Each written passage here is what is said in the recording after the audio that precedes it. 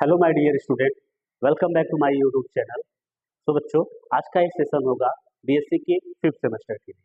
ठीक है, तो बीएससी के फिफ्थ सेमेस्टर बच्चों के लिए मैंने क्या किया था, न्यू इनिशिएशन स्टार्ट किया था, जिसमें हमें उस इनिशिएशन में हमने ये देखा कि कैसे सोडियम पंप, पोटेशियम पंप, ठीक है, जो एस ब्लॉक एलिमेंट से बिलोंग कर रहा है, वो बायोलॉजिकल इंपॉर्टेंस दिखाता है। ठीक है, sodium ion, potassium ion, calcium ion, ये सब क्या कर रहा था बच्चा, बायोलॉजिकल इंपॉर्टेंस दिखा रहा था।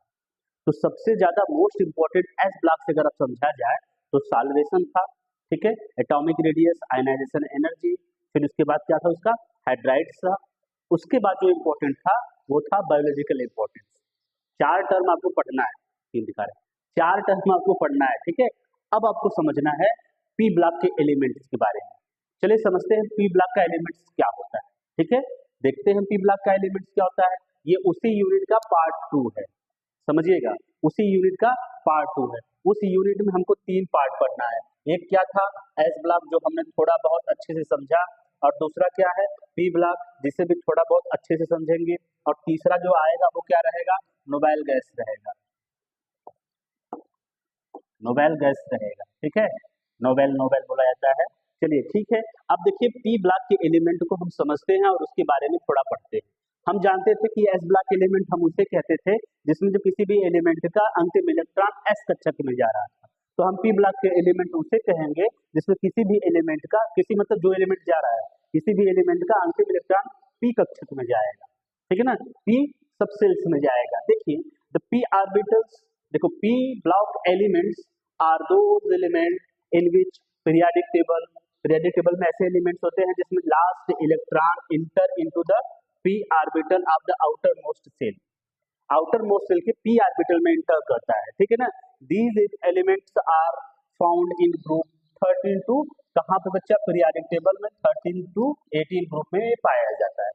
ठीक है ना, जो 18 वाला होता है उसमें पी ब्लॉक कंप्लीट भरा हुआ होता है। इसे आप कहते हो नोबेल गैस, इसे भी आप कहते हो हिंदी में अक्रिय गैस।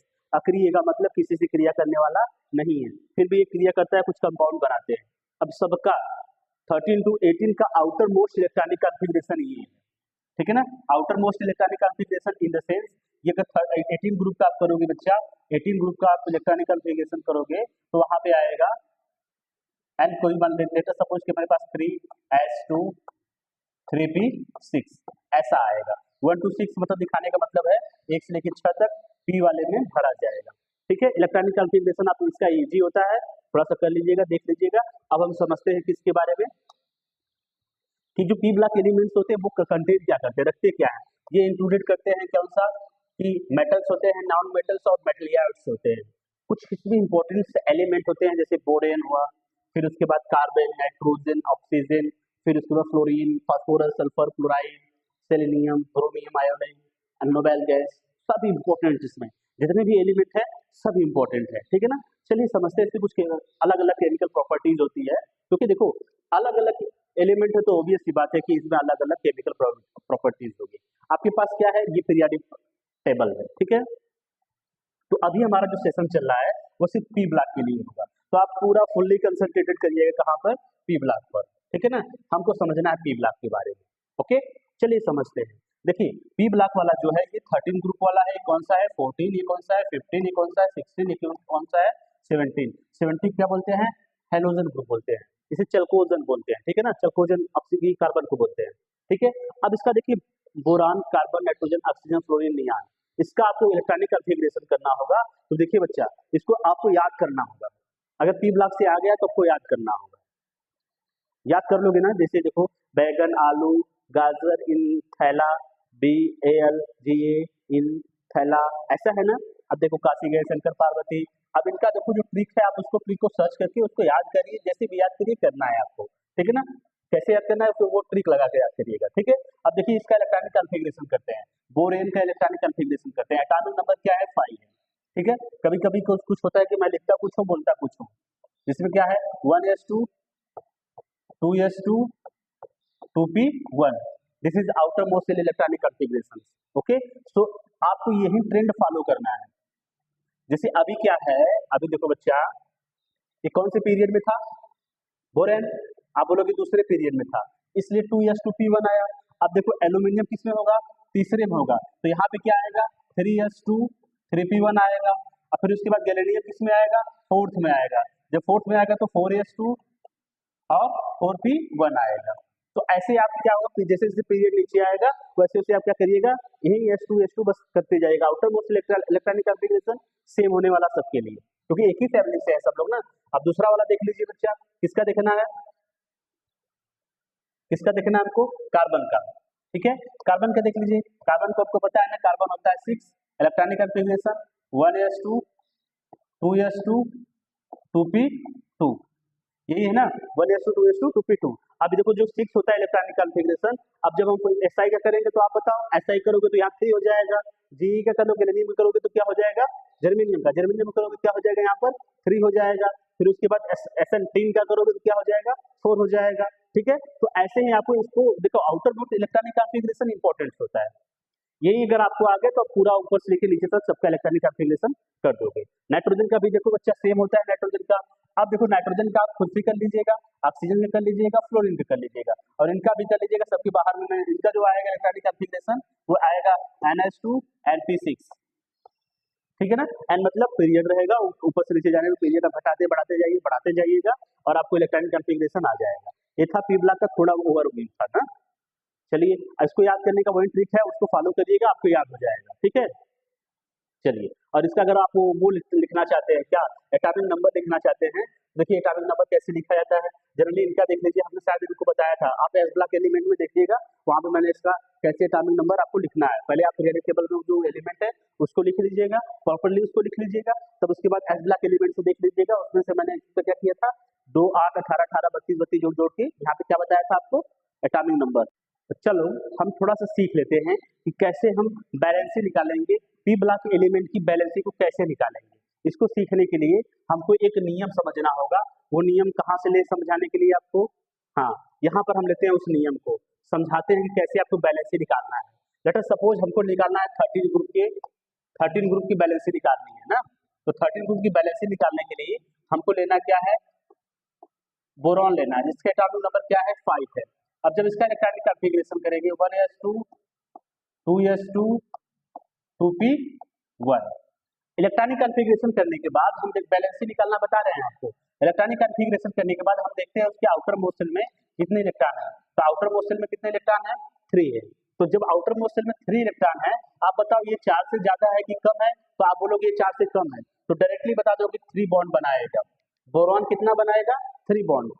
जब बोरॉन 3 बॉन्ड बनाएगा, ऊपर का मालिक 3 बॉन्ड बनाएगा, तो नीचे जितने लोग हैं सब कितना बॉन्ड बनाएंगे, 3 बॉन्ड बनाएंगे। अब देखिए बोरॉन के बाद क्या आएगा, कार्बन, एटॉमिक नंबर 6। अब इसके लिए देखो बच्चा, इसका इलेक्ट्रॉनिक कॉन्फ़िगरेशन करो 1s2 2s2 2p2। अब इसके आउटर मोस्ट शेल में कितने इलेक्ट्रॉन, आप बोलोगे इसके आउटर मोस्ट शेल में 4 इलेक्ट्रॉन। जब इसके आउटर मोस्ट शेल में 4 इलेक्ट्रॉन होते हैं, तो ये 4 से ज्यादा है कि 4 से कम है, तो आप बोलोगे 4 के बराबर है, तो आप तुरंत बताओगे ये कितना बॉन्ड बनाएगा बच्चा, 4 बॉन्ड बनाएगा। ठीक है, चलिए। अब उसके बाद कार्बन के बाद क्या आएगा, नाइट्रोजन। जब ये कार्बन 4 बॉन्ड बनाएगा तो उसकी जो फैमिली वाले हैं सब लोग टेट्रावैलेंट बनाते हैं ना, सब लोग टेट्रावैलेंट होते हैं। चारों की सबकी संयोजकता कितनी होती है, 4। बैलेंसी कितनी होती है, 4।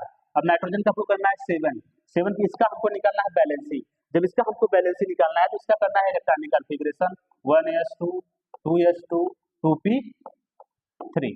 ठीक है, अब इसका जब कोई इलेक्ट्रॉनिक कॉन्फ़िगरेशन करना है बच्चा, तो इसके आउटर मोस्ट शेल में कितने इलेक्ट्रॉन, आप बोलोगे इसके आउटर मोस्ट शेल में 5 इलेक्ट्रॉन। जब इसके आउटर मोस्ट शेल में 5 इलेक्ट्रॉन होते हैं, तो ये 4 से ज्यादा है कि कम है, तो आप बोलोगे 4 से ज्यादा है। तब के लिए एक नियम बनाया जाता है कि जब कोई एलिमेंट जो पी ब्लॉक से बिलोंग कर रहा है, उसके आउटर मोस्ट शेल में 4 से ज्यादा इलेक्ट्रॉन है, यानी 5 6 7 है, तो उसके लिए हम बैलेंसी निकालने के लिए हमको क्या करना होता है, 8 से माइनस करना होता है। तो 8 से हम 5 को माइनस करेंगे तो हमको बैलेंसी मिलेगी कि 3। तो हम बताएंगे जो नाइट्रोजन है वो 3 बॉन्ड बनाएगा। आउटर मोस्ट शेल में 5 इलेक्ट्रॉन होते हैं, लेकिन बॉन्ड बनाएगा कितना, 3। अब उसके पास, इसीलिए जब आप देखे होंगे नाइट्रोजन को हमेशा जब 3 बॉन्ड बना लेता है तो उसके पास एक लोन पेयर बचा रहता है ना, यही ना। तो बैलेंसी निकालना आप प्रैक्टिस करिए, जितना ज्यादा प्रैक्टिस करेंगे उतना ज्यादा परफेक्ट होंगे। ठीक है, ठीक है, ये था क्या, और थोड़ा सा रिव्यू था। कंपैरेटिव स्टडी पढ़ना है। देखो आपको बताया गया ना कि इसमें बहुत सारे पी ब्लॉक के एलिमेंट्स होते हैं ना, वो जैसे 13 group, 14 group, 15 group, 16 group, 17 group, 18 group, अलग अलग ग्रुप्स होते हैं, अलग अलग एलिमेंट्स होते हैं, अलग अलग फैमिली के होते हैं। तो जब अलग अलग फैमिली के हैं तो उनकी जो प्रॉपर्टी है वो अलग अलग होगी, है ना। कुछ की अच्छी प्रॉपर्टी होगी, कुछ को थोड़ा सा अनअफेक्टेड प्रॉपर्टीज होगी। जस्ट लाइक आपको इसमें समझना है, कंपैरेटिव स्टडी में आपको क्या समझना है कि हमको समझना है कि पी ब्लॉक जो है एलिमेंट, पी ब्लॉक जो एलिमेंट है उसकी जो क्या अलग अलग है, कि उसकी एटॉमिक रेडियस कैसा होगा, आयोनाइजेशन एनर्जी क्या होगी, ऊपर से नीचे जाने पर आयोनाइजेशन एनर्जी क्या होगी, घटेगी बढ़ेगी क्या होगी, ये सब स्टडी करना है। और साथ में हमको एस ब्लॉक के साथ भी इसको देखना है कि एस ब्लॉक से पी ब्लॉक क्यों इतना अलग है, ठीक है ना। चलते समझते हैं कंपैरेटिव स्टडी को। देखो comparative study of P block element, P block small में रहेगा। P block elements reveals the trends, मतलब बताता है, उजागर करता है या समझाता है। क्या समझाता है? एटॉमिक रेडियाई को, ionization energy, enthalpy energy same होती है, इलेक्ट्रोनेगेटिविटी एंड मेटालिक कैरेक्टर, इन तीनों को समझाता है कि कैसे एटॉमिक रेडियस क्या होगा, आयोनाइजेशन एनर्जी क्या होगी, मेटालिक कैरेक्टर क्या होगा, ठीक है ना। अभी हम सबका तीनों समझाएंगे, एक ही लाइन में तीनों को समझाएंगे। ये किस पे डिपेंड करता है? न्यूक्लियर चार्ज पे और शिल्डिंग इफेक्ट पे। शिल्डिंग इफेक्ट मतलब परिरक्षण करना, परीक्षण मतलब करना कि जो कि देखो न्यूक्लियस होता है, न्यूक्लियस के चारों तरफ इलेक्ट्रॉन होते हैं, इलेक्ट्रॉन होते हैं, इलेक्ट्रॉन होते हैं, इनमें क्या होता है, वो इफेक्ट क्रिएट होता है जो बाहरी वाले इलेक्ट्रॉन को क्या करता है, न्यूक्लियर के इफेक्ट से बचाता है, ठीक है, यही होता है। चलिए इलेक्ट्रॉनिक कॉन्फ़िगरेशन देखो, एस ब्लॉक एलिमेंट का जो इलेक्ट्रॉनिक कॉन्फ़िगरेशन है, कंपैरिजन कंपैरेटिव स्टेबिलिटी मतलब स्टडी में ये बता रहा है कि एस ब्लॉक से कंपैरिजन कर रहा है। एस ब्लॉक एलिमेंट जो है उसमें जो बैलेंस इलेक्ट्रॉन थे वो किसमें थे? ग्रुप मतलब बैलेंस इलेक्ट्रॉन जो थे वो क्या थे? Group OS1 group 2। इसमें मतलब इन द सेंस कि S1 में अगर एक इलेक्ट्रॉन था तो ये ग्रुप 1 था, SN में कितना था? 2 इलेक्ट्रॉन था, तो क्या था बच्चा? ये ग्रुप 2 था, ठीक है। मेटालिक कैरेक्टर को समझते हैं। एस ब्लॉक एलिमेंट अब मेटल प्रेडोमिनेंटली मेटल होता है। क्यों होता है मेटल? क्योंकि आसानी से इलेक्ट्रॉन को बाहर निकाल सकता है, ग्रुप 1 से भी ग्रुप 2 से भी निकाल सकता है, ठीक है ना। इसकी वजह से क्या होता है, मेटल जो आसानी से इलेक्ट्रॉन दे देते हैं, ठीक है। रिएक्टिविटी देखना है तो रिएक्टिविटी ऑब्वियस सी बात है कि एस ब्लॉक की रिएक्टिविटी वो क्या होगी? जनरली हाई होती है कंपेरिजन टू पी ब्लॉक, ठीक है। ऑक्सीडेशन स्टेट पी ब्लॉक का जो ऑक्सीडेशन स्टेट होता है वो अलग अलग होता है, क्योंकि अलग अलग एलिमेंट है ना, अलग अलग ग्रुप में प्रेजेंट है ना, जिसकी वजह से उसकी जो ऑक्सीडेशन स्टेट है वो अलग अलग होती है, ठीक है ना। अब कुछ ट्रेंड्स हमको देखना है पी ब्लॉक में। कौन कौन सा ट्रेंड देखना है? एटॉमिक रेडियाई देखना है, आयोनाइजेशन एंथैल्पी देखना है जिसे आयोनाइजेशन एनर्जी कहा जाता है, और इलेक्ट्रोनेगेटिविटी देखना है, और मेटालिक कैरेक्टर देखना है, ठीक है। समझते हैं मेटालिक कैरेक्टर को और सबको अच्छे से समझते हैं क्या कैसे है, ठीक है। चलिए देखते हैं बच्चा। हाँ जी, अब देख लेते हैं हम ये क्या है। आप बोलोगे एटॉमिक रेडियस, क्या बोलना है इसको? एटॉमिक रेडियस, आप AR मत बोलना। अब इधर देखो ये क्या है, आप बोलोगे इसे आयोनाइजेशन एनर्जी बोल दीजिए, ठीक है। ये क्या है? Ionization energy. फिर उसके बाद क्या पढ़ना था बच्चा हमको? इलेक्ट्रोनेगेटिविटी पढ़ना है, ठीक है। फिर उसके बाद क्या है? मेटालिक कैरेक्टर पढ़ना है। चलिए देखते हैं एटॉमिक रेडियस क्या होता है। एटॉमिक रेडियस अब सबको देखिए ध्यान से, पहले देख लीजिए एटॉमिक रेडियस जनरली क्या होगा। पहले हम आपको बता दे रहे हैं कि हम दो थोड़े लेते हैं, टॉप टू बॉटम और लेफ्ट टू राइट, यही ना। देखो टॉप टू बॉटम आने पर आपको पता है कि जब टॉप टू बॉटम आएंगे तो एटॉमिक रेडियस बढ़ता है। रीजन क्यों बढ़ता है? क्योंकि एटॉमिक रेडियस बढ़ने का कारण ये है कि जब जैसे जैसे इलेक्ट्रॉन बढ़ता है ना, वैसे वैसे सेल्स भी बढ़ते हैं, इलेक्ट्रॉन के साथ साथ सेल्स भी बढ़ते हैं। सेल्स के बढ़ने की वजह से एटॉमिक रेडियस बढ़ जाता है। अच्छा, जब एटॉमिक रेडियस बढ़ जाएगा, सुनिए जब अच्छा, जब एटॉमिक रेडियस बढ़ जा रहा है, जस्ट लाइक ये क्या है? न्यूक्लियस है, न्यूक्लियस के बाहर यहाँ पर इलेक्ट्रॉन है।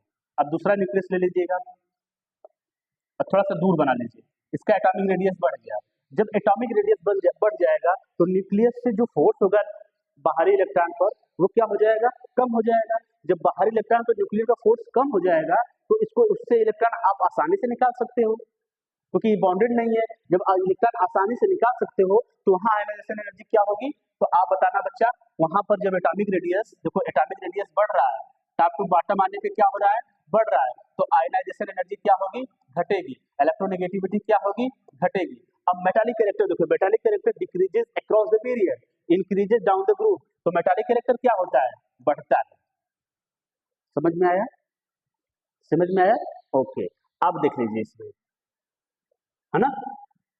एटॉमिक रेडियस इंक्रीज हुआ, आयोनाइजेशन एनर्जी क्या हुआ?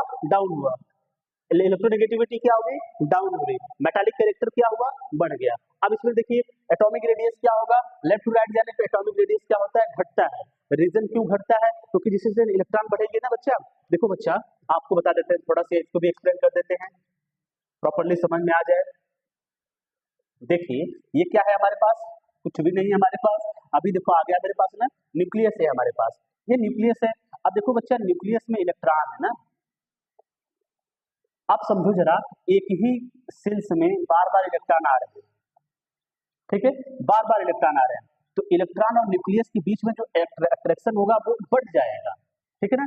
अट्रैक्शन बढ़ जाने की वजह से जो जो जनरली यहाँ होनी चाहिए वो थोड़ा सा अंदर हो जाता है, ठीक है ना। तो इलेक्ट्रॉन बढ़ रहा है, इलेक्ट्रॉन बढ़ रहा है लेकिन साइज नहीं बढ़ती है, यही कंफ्यूजन होता है बच्चों में। तो बच्चों को ये बताया जाता है कि बच्चों मेरी बात को ध्यान से सुनो, जैसे जैसे एटॉमिक रेडियस बढ़ रहा है, ठीक है ना, तो एटॉमिक रेडियस बढ़ रहा है ना, तो क्या होगा, इलेक्ट्रॉन भी बढ़ रहा है, ठीक है, इलेक्ट्रॉन बढ़ रहा है। लेकिन जब आप बोलते हो कि जब आपको जाना होता है कहाँ, लेफ्ट टू राइट जाते हैं सर, तो वहां तो ऐसा नहीं होता, इलेक्ट्रॉन बढ़ रहा है एटॉमिक रेडियस घट रहा है, ये कैसे हो रहा है? तो आपको बताया जाता है सेल्स नहीं बढ़ रहे हैं, एक ही जो इलेक्ट्रॉन आ रहे हैं ना एक ही सेल में आ रहे हैं।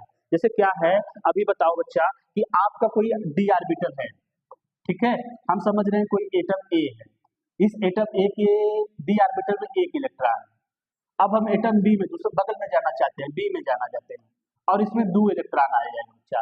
अब बगल में जाएंगे सी वाले में, इसमें 3 इलेक्ट्रॉन आ रहा है, तो सब तो डीए में जाएंगे ना, सब डीए में जाएंगे, तो सेल्स बढ़ रहे हैं, सेल्स नहीं बढ़ रहा है, तो एटॉमिक रेडियस क्या होगा, एटॉमिक रेडियस क्या होगा, डिक्रीज होगा। अब पूछा जाता है डिक्रीज क्यों होगा, वहां पे वो न्यूक्लियर इफेक्टिव चार्ज लगता है, न्यूक्लियर इफेक्टिव चार्ज की वजह से वो जो क्या होता है अंदर की तरफ अट्रैक्शन होता है, जिसकी वजह से इसका जो रेडियस होता है वो रेडियस छोटा हो जाता है, ठीक है, समझ में आया। तो एटॉमिक रेडियस क्या होगा इधर बच्चा, घटेगा। जब एटॉमिक रेडियस घटेगा तो उसको ज्यादा एनर्जी लगानी पड़ेगी, क्योंकि वो न्यूक्लियस से ज्यादा बाउंडेड होगा, तो एनर्जी क्या होगी, वो ज्यादा होगी, इलेक्ट्रोनेगेटिविटी भी क्या होगी, ज्यादा होगी, मेटालिक कैरेक्टर क्या होगा, कम होगा। मेटालिक कैरेक्टर और एटॉमिक रेडियस दोनों भाई भाई, समझ में आया, गुड। अब देख लीजिएगा, यहाँ भी हमको पढ़ना है डायगोनल रिलेशनशिप।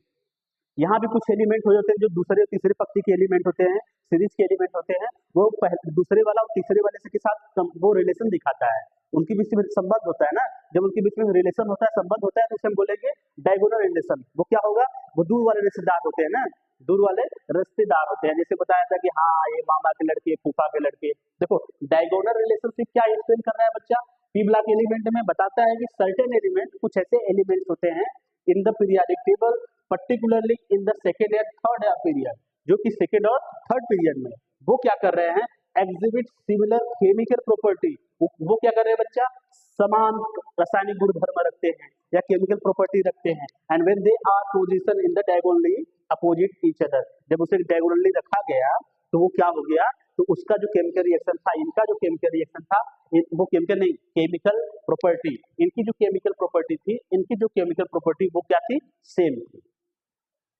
समझ में आया, ठीक है। अब देखो, अब इसमें ये जो डिफरेंशिएशन हो गया सेकंड उसका डायगोनल रिलेशनशिप का, अब हमको समझना है कि पी ब्लॉक में कौन सा जो एलिमेंट है जो डायगोनल रिलेशनशिप रख रहा है। तो P block element the diagonal relationship observe between the boron, ठीक है, एंड सिलिकॉन, सिलिकॉन और बोरोन के बीच में क्या हो गया बच्चा, डायगोनल रिलेशनशिप पाया जा रहा है, और बेरिलियम और एल्यूमिनियम के बीच में डायगोनल रिलेशनशिप पाया जा रहा है।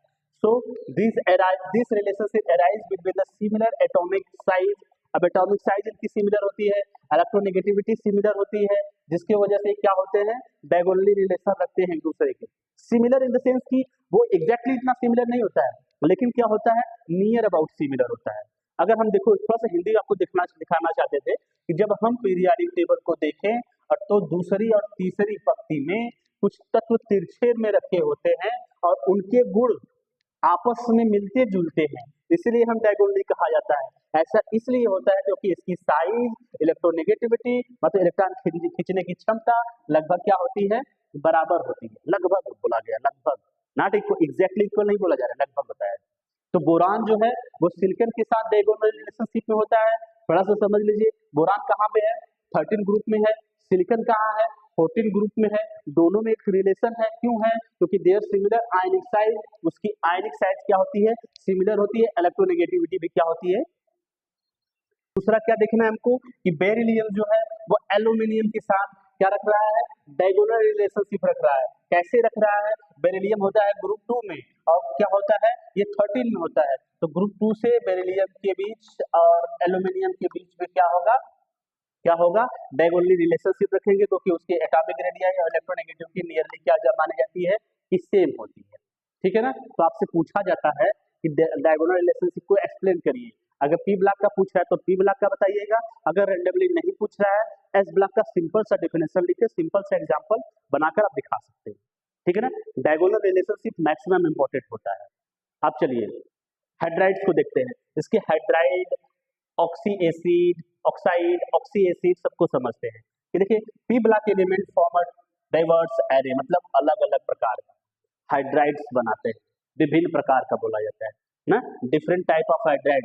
ऐसा बोलो P block element form a different type of hydride, oxide, oxy acid with property varying significant across the group. अब देखो इनका सबका देखो जो भी एलिमेंट है, जो भी चीजें हैं, सबका एक सिग्निफिकेंट वो वैल्यूज होती है, सबका एक सिग्निफिकेंट वैल्यूज होती है। तो ये क्या हो रहा है, बोला पी ब्लॉक जो एलिमेंट होते हैं वो अलग अलग टाइप के ऑक्साइड, हाइड्राइड, ऑक्सी एसिड बना रहे हैं। हाइड्राइड क्या होगा, उसके साथ H जुड़ा होगा। ऑक्साइड क्या होगा, उसके साथ O जुड़ा होगा। ऑक्सी एसिड क्या होगा, उसके साथ हाइड्रोजन भी जुड़ा होगा, ऑक्सीजन भी जुड़ा होगा, पी ब्लॉक का एक एलिमेंट होगा। ठीक है ना, यही चीज है। चलिए डेफिनेशन को प्रॉपर्ली समझ लेते हैं। हाइड्राइड्स लाइक अमोनिया, NH3, ठीक है ना। देखो नाइट्रोजन है पी ब्लॉक का, उसके साथ हाइड्रोजन जुड़ा होगा। Known for the their basicity, hydrogen ammonia को बेसिसिटी और रिड्यूसिंग पावर के लिए जाना जाता है। व्हाइल द हेवियर हाइड्राइड्स, ये जो हाइड्राइड्स होते हैं वो स्ट्रॉन्गर होते हैं। चलिए इसको हाइड्राइड को समझ लेते हैं अच्छे से कि हाइड्राइड्स होते क्या है। तो देखो हाइड्राइड्स क्या होते हैं, मतलब पी ब्लॉक का एलिमेंट होता है, पी ब्लॉक का एलिमेंट होता है, फिर उसके बाद उसके साथ क्या होते हैं, हाइड्रोजन होते हैं। तो आपको बताया गया अमोनिया। देखिए P block hydrides are generally decreases stability and increase the reducing character.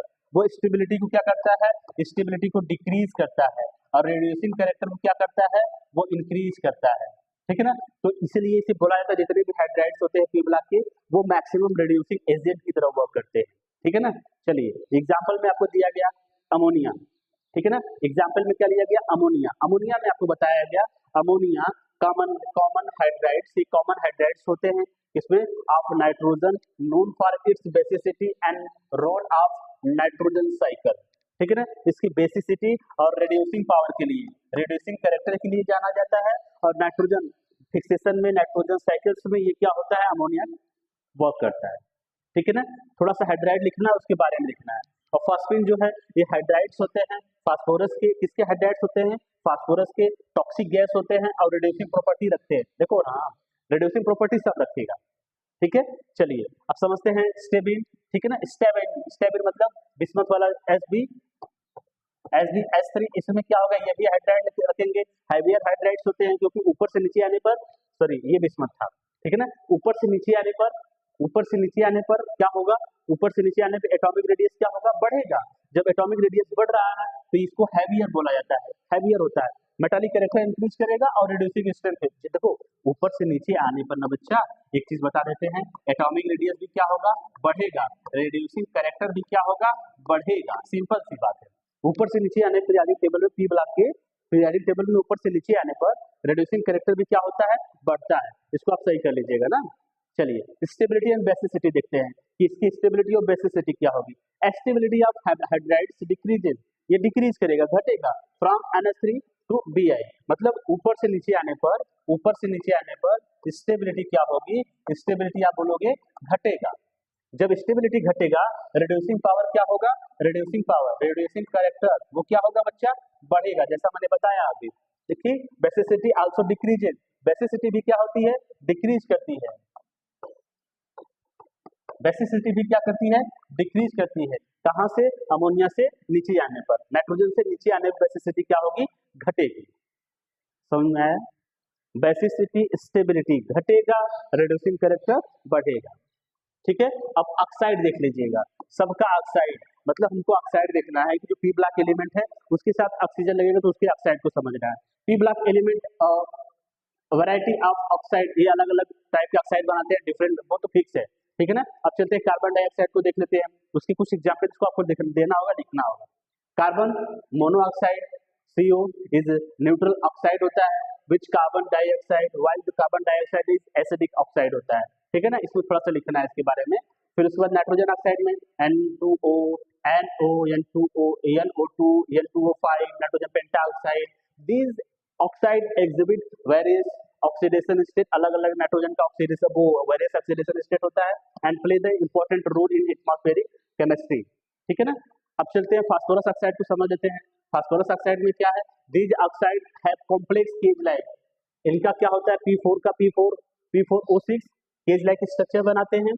Sulphur dioxide का, उसका भी लिख लीजिएगा, गैसियस होते हैं। ठीक है, और जो कि क्या होते हैं वो लेबोरेटरी में ज्यादा यूज किए जाते हैं। ठीक है, अब स्ट्रक्चर एंड बॉन्डिंग देख लीजिए। Lighter P block element tend to form multiple bonds. Okay, जो कम ब्लॉक वाला मतलब कि वो जो लाइटर होगा हल्का होगा, मतलब ऊपर वाला जो होगा वो क्या होगा बच्चा, बॉन्ड के साथ मल्टीपल बॉन्ड्स बनाएगा, वाइल द हेवियर क्या होगी, सिंगल बॉन्ड प्रेफरेंस करेंगे। जो ऑक्सीजन होगा बच्चा ना पी ब्लॉक एलिमेंट में, वो क्या होगा, जो ऊपर वाले मतलब जिसका एटॉमिक नंबर कम होगा वो क्या होगा, लाइटर पी ब्लॉक से बोल रहे हैं। लाइटर मतलब हल्का पी ब्लॉक, जो मतलब छोटा एटॉमिक नंबर कम होगा वो क्या होंगे बच्चा, वो बनाएंगे मल्टीपल बॉन्ड्स, डबल बॉन्ड्स बनाएंगे। जबकि जो हैवियर होते हैं नीचे ऊपर से नीचे आने पर हैवियर होगा ना, तो वो क्या बनाएंगे, सिंगल बॉन्ड्स बनाएंगे। चलिए ऑक्सी एसिड को देख लेते हैं। कभी कभी आपको रैंडमली पूछा जाता है कि what is the oxy acid, define करिए। ये सेक्शन ए का क्वेश्चन है। ठीक है, ये इंपॉर्टेंट है। ऑक्साइड बहुत रेयर पूछा गया है, लेकिन फिर भी आप जैसा रैंडमली मैंने बताया उससे एक ओवरव्यू देख लीजिएगा, ताकि कुछ न कुछ उसमें समझ में आ जाए। कब की समझना है, जब सेक्शन ए में पूछ रहा है। ठीक है, अब हमको समझना है ऑक्सी एसिड के बारे में। ऑक्सी एसिड कंटेन ऑक्सीजन, मैंने बताया, हाइड्रोजन, और फिर उसके बाद एक ऐसा एटम रखता है जिसके पास जो पी ब्लॉक से बिलोंग करता है। ठीक है ना। देयर एसिडिटी इज रिलेटेड, जो उसकी एसिडिटी है, बेसिसिटी है, वो रिलेट होती है कितने नंबर ऑफ हाइड्रोजन उससे क्या हो रहे हैं, बाहर हो रहे हैं, निकल रहे हैं। ठीक है ना, आयनाइजेबल है। देखिए फास्फोरस ऑक्सी एसिड अगर हम बनाना है तो H3PO2, H3PO3, H3PO4, H4P2O6, H4P2O7, these acid have different oxidation states of phosphorus। Phosphorus का सब लोग अलग अलग ऑक्सीडेशन स्टेट रखते हैं and number of ionisable hydrogen, और सब लोग क्या करते हैं, अलग अलग आयोनाइजेबल हाइड्रोजन रखते हैं। तो यही आयोनाइजेबल हाइड्रोजन बताएगा कि किसकी एसिडिटी कम होती है, किसकी एसिडिटी ज्यादा होती है। ठीक है ना। अब देखो सल्फ्यूरिक एसिड, ये भी क्या होता है, ऑक्सी एसिड होता है। जनरली पूछा था क्या सल्फ्यूरिक एसिड भी ऑक्सी एसिड होता है, आप लोग मैंने सुना ही नहीं है ऐसा। ठीक है ना, देखिए अब सुन लीजिएगा, क्या नाइट्रिक एसिड भी वो ऑक्सी एसिड होता है, हाँ ये भी होता है। ठीक है ना, इसका लैब में यूज किया जाता है। अब देखते हैं बच्चा इस स्ट्रक्चर को, H3PO4, H4P2O7, फिर H3PO2, H3PO2, H3PO3 है यहाँ पर। ठीक है, अब देख लीजिए बच्चा, यहाँ पर जो आयोनाइजेबल हाइड्रोजन है वो 1 2 3 आयोनाइजेबल हाइड्रोजन है, 1 2 3 4 हाइड्रोजेबल हाइड्रोजन है। यहाँ पे क्या है, यहाँ पे 2 हाइड्रोजन आयोनाइजेबल हाइड्रोजन है, यहाँ पे क्या है, 1 है। तो देखो जिसका ज्यादा आयोनाइजेबल हाइड्रोजन होगा वो ज्यादा एसिडिक होगा। तो किसका ज्यादा है, आपके सामने लिखा हुआ है, इसका ज्यादा है, इसका ज्यादा है, फिर उसके बाद इसका है, फिर उसके बाद इसका है, सबसे कम इसका है। तो जिसमें आयोनाइजेबल हाइड्रोजन कम है, आयोनाइजेबल हाइड्रोजन जिसमें कम है उसकी एसिडिटी क्या होगी, कम होगी। ठीक है, तो ये जो नाइट्रस ऑक्साइड है उसका फार्मूला, उसका स्ट्रक्चर, ठीक है देख लीजिएगा, ये रेजोनेंस स्ट्रक्चर दिखाया गया है, एक ये नहीं है। ठीक है, नाइट्रिक ऑक्साइड में NO में देखिए कैसे क्या है, फिर उसके बाद डाई नाइट्रोजन ऑक्साइड में। ठीक है, अब इसका भी देख लीजिएगा, नाइट्रोजन डाई ऑक्साइड में देख लीजिएगा। ठीक है, इसका अलग अलग स्ट्रक्चर आप लोग बना लीजिएगा, थोड़ा सा हम छोटा कर रहे हैं, देख लीजिएगा और बना लीजिएगा, ओवरव्यू समझ लीजिएगा। ठीक है, हाँ अब चलते हैं हम हाइलाइट्स ऑफ 13 to 16 ग्रुप को समझते हैं कि इसके हाइलाइट्स को कैसे हम समझें। चलिए हम समझते हैं कि highlight of group 13 to 16, group 13 to 16 का हमको बनाना है क्या, हाईलाइट। आप बताओ कि बच्चा एक हाईलाइट बनाना है तो आप सर 17 का क्यों नहीं ले रहे हो, तो 17 का हम इसलिए नहीं ले रहे हैं क्योंकि 17 ऑलरेडी इसको बोलते हैं हाइड्रोजन ग्रुप, जिसमें fluorine chlorine bromine iodine already है। तो हम ऐसे ग्रुप का, ऐसे एलिमेंट का ले रहे हैं जिसमें iodine fluorine chlorine bromine iodine नहीं है। तो हम क्या 13 to 60 ग्रुप के बारे में हम समझेंगे कि इनका जब हम हाईलाइट बनाएंगे तो कैसा हाईलाइट होगा। ठीक है, तो चलते हैं समझते हैं। Group 13 to 16 elements form various highlight, अलग अलग हाईलाइट बनाएंगे, ऑब्वियस सी बात है बनाएंगे। क्यों बनाएंगे, क्योंकि भाई अलग अलग एटम है ना, देखिए which are compound with the halogen, halogen के साथ ही कंपाउंड बनाएंगे, लेस इलेक्ट्रोनेगेटिव एलिमेंट होते हैं। चलिए समझते हैं। ग्रुप 13 जो बोरॉन फैमिली का है, इसकी जो वैलेंसी कितना है बच्चा, बोरॉन फैमिली की जो वैलेंसी वो 3 है। तो वो हैलाइड बनाना हो तो कैसे बनाएगा, तो वो हैलाइड बनाएगा MX3, क्योंकि जो X की वैलेंसी है वो कितनी होती है 1, तो एक मेटल की वैलेंसी 3 है तो X की वैलेंसी 1 है, तो इसीलिए 3 X आएंगे तब जाके वो हैलाइड बनाएगा, इसलिए MX3 where M is the group 13 element, ठीक है ना। बोल बैगन आलू गाजर इज थैला and X is the halogen, वही सा हैलोजन होगा। अब एक एग्जांपल लेना है, बोरॉन ट्राइफ्लोराइड, बोरॉन ट्राइफ्लोराइड में क्या हमको समझना है, इसमें जो फ्लोराइड की बातें की जा रही है, इसमें 3 फ्लोराइड लिया जा रहा है। अब बोरान क्या है, 1 है। रीजन क्यों, क्योंकि बोरान की जो वैलेंसी वो 3 है और उसकी जो वैलेंसी है F की वो 1 है, इसलिए बोरान से जुड़ने के लिए F को 3 लोग आएंगे तब जाके जुड़ेंगे। सबके साथ यही होगा। एल्यूमिनियम ट्राइक्लोराइड मोस्ट इंपॉर्टेंट होता है, सबसे ज्यादा आपको रिएजेंट के लिए यूज किया जाता है, रेड्यूसिंग रिएजेंट के लिए यूज किया जाता है। एल्यूमिनियम क्लोराइड कैटलिस्ट के लिए लेविस एसिड होता है ये, है ना, सबसे ज्यादा ये यूज किया जाता है। क्या करने के लिए, रिएक्शन कराने के लिए, स्ट्रॉन्ग लेविस एसिड होता है, ठीक है। अब प्रॉपर्टी देखिए, ऑफेन देखिए लेविस एसिड की तरह वर्क करेगा। इलेक्ट्रॉन पेयर एक्सेप्टर होता है due to the central atom incomplete octet, जो सेंट्रल एटम होता है उसका ऑक्टेट क्या होता है, इनकम्प्लीट होता है। जस्ट लाइक एल्यूमिनियम बोरान का जितने होते हैं बैगन आलू गाजर थैला, सब लोग क्या होते हैं, सबकी ऑक्टेट इनकम्प्लीट होती है, जिसकी वजह से क्या होती है, इलेक्ट्रॉन एक्सेप्टर होते हैं। लेविस देखो, अब देखो बच्चा, hydrolyse in water and producing H2 hydrogen gas, hydrogen halide को प्रोड्यूस कर रहा है, ठीक है ना। अब देखिए few moist air due to the formation of the hydrogen, ये अलग अलग उनकी कहानी है कि क्या इनकी प्रॉपर्टी है, समझिएगा, ठीक है ना। अब हम आपको समझा दे रहे हैं क्या, ग्रुप 14 के बारे में, जो कार्बन ग्रुप है, ठीक है ना। कार्बन में कार्बन की जो valency C atomic number C valency कितना होता है 4, ये कितना बॉन्ड बनाता है 4। अब किसी कार्बन को जुड़ने के लिए, अब बताइए देखो बच्चा, इसकी वैलेंसी 4 है और X की वैलेंसी कितनी है, आप बोलो X की वैलेंसी 1 है। अब इस कार्बन से जुड़ने के लिए X को कितने लोग आने होंगे, आप बोलोगे 4 लोग आने होंगे। तो देखिए it can B form the halide types MX2 can be MX2 भी बना सकता है, MX4 बना सकता है, ठीक है ना। MX4 के लिए कार्बन टेट्राक्लोराइड मोस्ट इंपॉर्टेंट होता है, MX2 रेयर केस में बनाते हैं, ठीक है ना। अब चलते हैं, जैसे आपको देखो यहाँ पे सिलिकॉन SN2 देखो टीन क्लोराइड बनाता है ना, टीन क्लोराइड। फिर उसके बाद सिलिकॉन क्लोराइड के बारे में समझ लेते हैं, सिलिकॉन क्लोराइड, जर्मेनियम क्लोराइड, ये सब क्या होते हैं, 4 वैलेंट टेट्रा वैलेंट होते हैं, ठीक है ना। सबसे ज्यादा इंपॉर्टेंट होता है क्या, कार्बन टेट्राक्लोराइड CCl4। अब इसकी जो प्रॉपर्टी होती है वो क्या होती है, कार्बन हैलाइड जो होते हैं वो कोवैलेंट नेचर के होते हैं, वोलेटाइल होते हैं, ठीक है ना। हायर हाइलाइट्स जो होते हैं सिलिकॉन का हुआ, गैलेनियम का हुआ, आर रेडली हाइड्रोलाइज होते हैं, बहुत आसानी से हो जाते हैं। In highlight are can exhibit both +2 +4 oxidation state, ठीक है ना। इसका थोड़ा सा प्रॉपर्टी है। अब आप देख लीजिए ग्रुप 15 के बारे में। ग्रुप 15 में होता है नाइट्रोजन, नाइट्रोजन का एटॉमिक नंबर, नाइट्रोजन का सिंबल ऐसा होता है, इसकी बैलेंसी 3 होती है, एक तो लोन पेयर होता है। लोन पेयर कितना होता है बच्चा, आप बोलोगे एक लोन पेयर होता है, ठीक है। तो बॉन्ड कितना बनाएगा 3 बॉन्ड बनाने के लिए अब देखिए it can form highlight MX3 type का या फिर MX5 टाइप का, ठीक है। अब चलिए phosphorus pentachloride PCl5, phosphorus pentachloride most important PCl5 होता है, PCl3 होता है, ठीक है ना। नाइट्रोजन ट्राइक्लोराइड यही भी इंपॉर्टेंट होता है, जब हम वो बेंजीन बनाते हो तो इनऑर्गेनिक बेंजीन बनाया जाता है, तो फास्फोरस ट्राइक्लोराइड PCl3, जैसा बताया कि अभी देखो tri halides are generally covalent nature, जो ट्राई हैलाइड है वो कोवैलेंट का होता है, penta halide more covalently than the tri halide, it can be Lewis acid, वो हो सकते हैं लेविस एसिड का। 16 ग्रुप के बारे में सभी समझ लेते हैं। 16 ग्रुप में होता है ऑक्सीजन, बॉन्डिंग कितना बनाता है, बैलेंसी कितनी होती है 2। अब X की बैलेंसी कितनी है 1, हम सिंपली बताते हुए चल रहे हैं, सिंपल आप समझते जाइएगा ना, जहां इंपॉर्टेंट की बात होगी हम क्लियर करेंगे। अब it can form highlight type X2, अब देखो X2 टाइप MX2 टाइप का, ऐसा बोलो MX2, ठीक है। X2 H2 X Cl2 X Br2 X F4 X Cl4 X FX6, अलग अलग बनाएंगे ना, देखो बच्चा एक्स मतलब यहाँ पे जो लिया गया है, एक्स का मतलब एम लगाइएगा बच्चा तो समझ में आएगा एम, ठीक है ना। यहाँ पे जो एक्स है वो मेटल एम लिया गया है, किसके लिए, ऑक्सीजन, ऑक्सीजन ग्रुप के लिए, ठीक है। इसमें जो अब सल्फर डाइऑक्साइड हो गया, डाइक्लोराइड हो गया, सेलेनियम डाई टेट्राक्लोराइड हो गया, ट्राइलोरियम हेक्साफ्लोराइड हो गया, हेलोरियम, ठीक है। अब देखते हैं प्रॉपर्टीज का।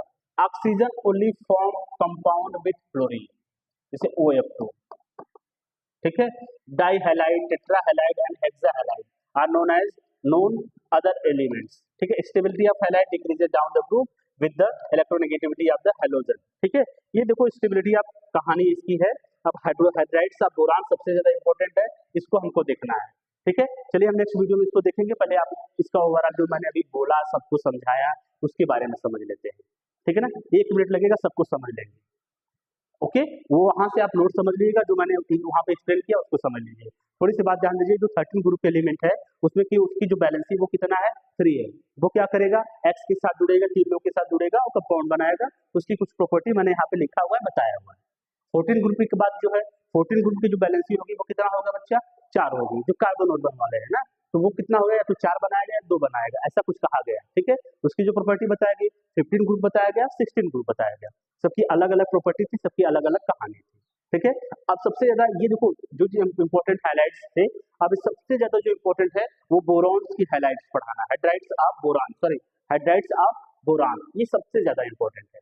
नेक्स्ट वीडियो में मिलेंगे और इसको हम क्लियर करेंगे, ठीक है ना। तो ये था आज का वीडियो, जिसमें हम आपको बस ओरली समझाए हुए हैं कि कैसे कैसे कैसे क्या होगा, ठीक है ना। नेक्स्ट वीडियो मिलते हैं तो बोरान को समझाते हैं, okay. Thank you so much.